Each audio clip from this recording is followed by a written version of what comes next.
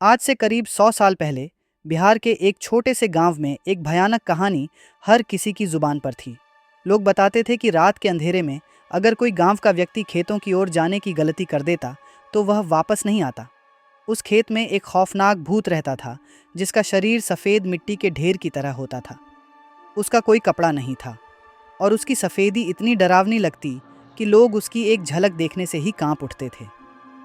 गांव के चौपाल पर बुजुर्ग लोग इस डरावनी कहानी को अक्सर सुनाते थे।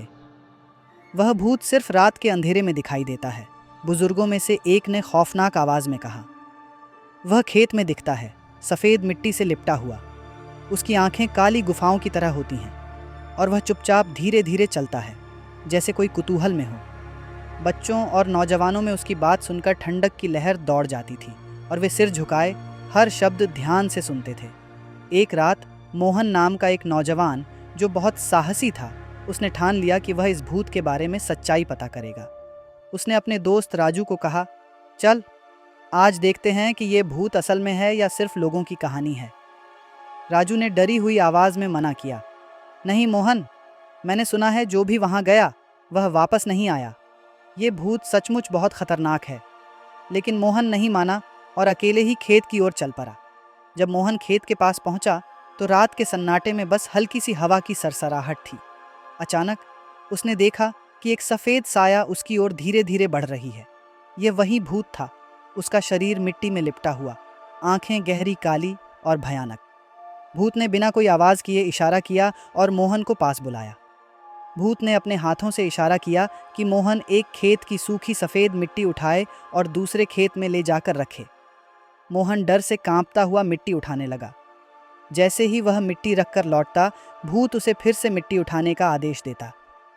मोहन ने कई बार कोशिश की, परंतु वह उस भूत की पकड़ से बच नहीं पाया। उसके पैर जैसे भारी हो गए थे और डर के मारे उसकी जान सूख रही थी। मोहन की सांसें फूलने लगीं और शरीर बुरी तरह थक चुका था।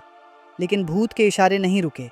वह हर बार और गुस्से में आ जाता और उसकी काली आंखें और गहरी होने लगतीं।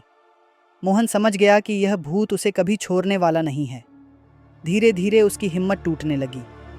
अंत में थकावट और डर के मारे वह बेहोश होकर खेत में गिर गया। अगले दिन गांव वालों ने मोहन को खेत में मरा हुआ पाया।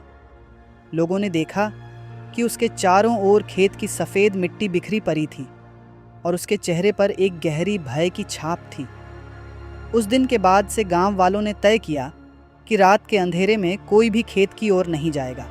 लोग कहते हैं कि उस रात के बाद से उस भूत की कहानी गांव के बच्चों और आने वाली पीढ़ियों को बताई जाने लगी, ताकि कोई भी मोहन की तरह उस भूत का शिकार न बने। इस डरावनी कहानी ने गांव वालों को सिखाया कि कभी कभी पुरानी मान्यताओं में भी सच्चाई होती है।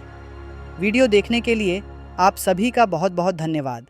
दोस्तों, अगर आपको हमारी कहानी पसंद आई हो तो हमारे चैनल शब्दों का सफ़र को सब्सक्राइब ज़रूर करें।